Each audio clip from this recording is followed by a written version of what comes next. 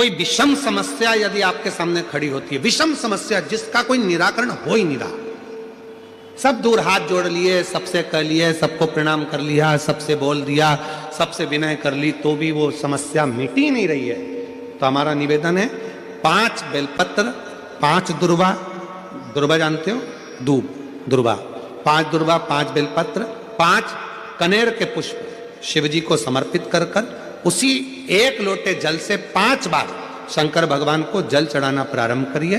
लगभग 1 हफ्ते यदि आपने शिव को जल चढ़ाना प्रारंभ कर दिया इसी क्रम से, तो निश्चित है वो समस्या का हल 1 हफ्ते के अंदर बाबा को निकालना ही पड़ेगा और आपका लक्ष्य निश्चित करना ही पड़ेगा। आप 5 या 7 दिन रेगुलर लगातार प्रैक्टिकल करना चालू करो, भले आज से चालू कर दो। अगर बहुत भारी तकलीफ है कि ये तकलीफ बहुत भारी है, मिटी नहीं रही, द्विजेश्वर महादेव का नाम लो, 1 लोटा जल लो, शंकर भगवान को, जैसे ये शिवलिंग, ये जलाधारी, ये जलाधारी का भाग, द्विजेश्वर महादेव का नाम लेकर जो जल चढ़ाया जाता है वो यहाँ से चालू होता है, जहां से पानी बहकर नीचे जाता है ना, तो यहाँ से जल चढ़ाना प्रारंभ होता है द्विजेश्वर महादेव का। द्विजेश्वर महादेव का जल यहाँ से चढ़ाते चढ़ाते चारों तरफ घुमाते हुए वापिस जलाधारी पर आता है, जहां से जल अपन बह रहा है उधर, फिर वापिस आता है और सामने जहां तुम खड़े हो, चाहे इधर खड़े हो चाहे इधर खड़े हो, वो जल वापिस आकर फिर इसी तरह से धार पड़ती पड़ती शंकर के शिवलिंग पर जाती है और द्विजेश्वर महादेव से प्रार्थना करी जाती है, तो कैसी भी दुख की घड़ी हो वो दुख की घड़ी टल ही जाती है। अगर सबसे पहला कोई अभिषेक करने का देवताओं में क्रम प्रकट हुआ तो वो शिव के अभिषेक से प्रकट हुआ। शंकर भगवान के अभिषेक में 5 चीजें मूल चाहिए। पहले नंबर पर दूध चाहिए, दूसरे नंबर पर दही चाहिए, तीसरे नंबर पर घृत चाहिए, घी, चौथे नंबर पर शहद चाहिए और 5वें नंबर पर शक्कर चाहिए, मिष्ठान चाहिए।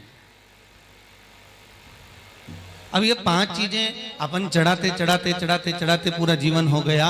रोज आप शिव जी को चढ़ाते होगे, सावन महीने में चढ़ा रहे होगे, शंकर जी को शिवरात्रि पे भी चढ़ाते होगे, या कोई भी मूर्ति की, चाहे नारायण हो, लक्ष्मी हो, राम हो, कृष्ण हो, कोई भी देवता हो, उनका जब हम अभिषेक करते हैं तो ये 5 चीजों की जरूरत हर व्यक्ति को पड़ती है। ये पंचामृत की जरूरत है। क्यों लेकर जाए हम कृष्ण के पूजन में, हम अभिषेक में ये 5 चीजें क्यों लेकर जाए? उसकी मूलता है। पहले नंबर पर दूध। भगवान शंकर को जब हम दूध समर्पित करते हैं तो हमारे घर का वंश बढ़ता है। क्या बढ़ता है? वंश। जब हम शिव को दूध समर्पित कर रहे हैं, पंचामृत की वस्तुओं में हम जब दूध समर्पण कर रहे हैं, हम अभिषेक में अगर नारायण का अभिषेक कर रहे हैं, लक्ष्मी का अभिषेक कर रहे हैं, राम का अभिषेक कर रहे हैं, शिव का अभिषेक कर रहे हैं, शंकर का अभिषेक कर रहे हैं, या हम किसी भी देव का अभिषेक कर रहे हैं, उसमें दुग्ध मूल है। क्योंकि दूध जब हम समर्पित करते हैं तो ये हमारी वंश की वृद्धि करने वाला, वंश बढ़ाने, ये हमारा वंश बढ़ा रहा है। दूसरे नंबर पर दही।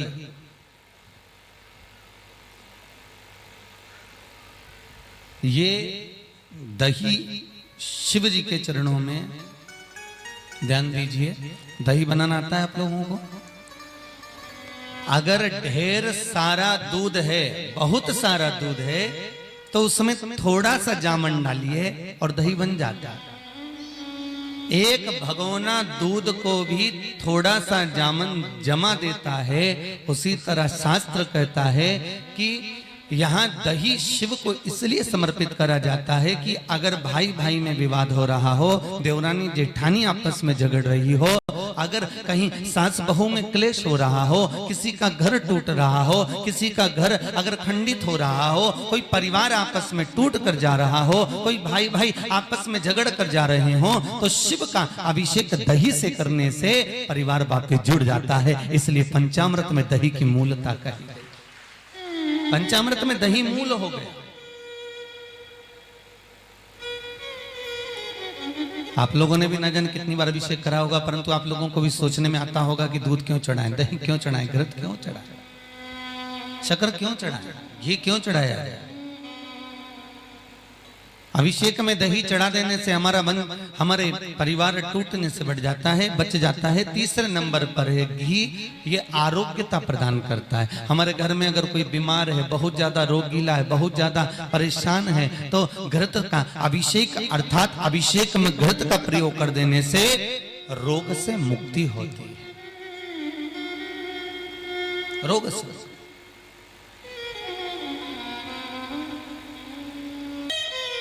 मेरे शिव देने वाले, औघड़ी जटा जूट बांधने वाला स्वयं शिव विश्वास है।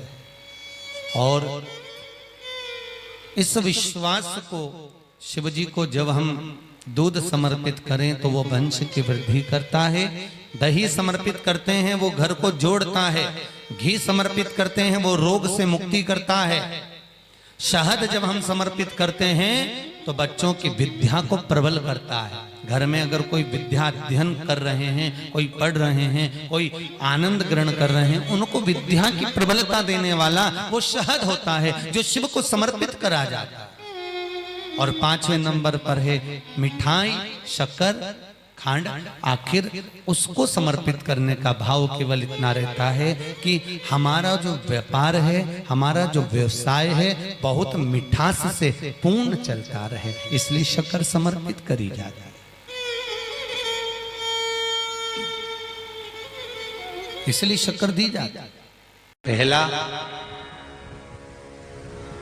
लोटे का जल इसने चढ़ा दिया, दूध इसने चढ़ा दिया, शहद इसने चढ़ा दिया, शक्कर इसने चढ़ा दिया।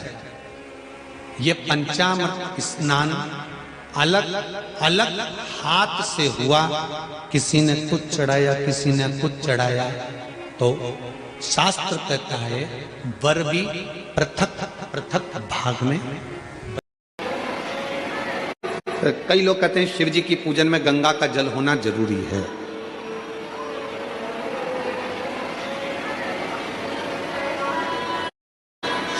और मान लो तुम्हारे पास में गंगा जी का जल नहीं है तो क्या शंकर जी तुम्हारी पूजन को स्वीकार नहीं करेंगे?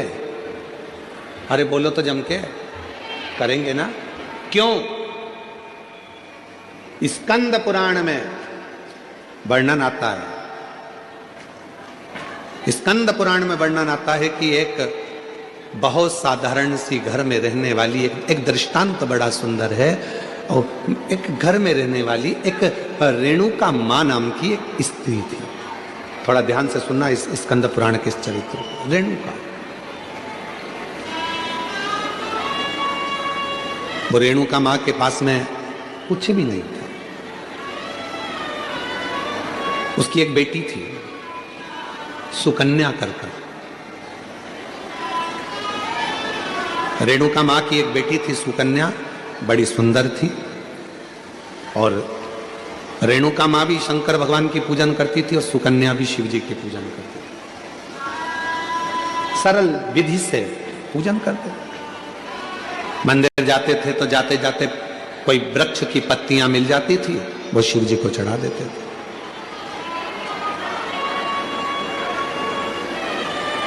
कोई फूल मिल जाता था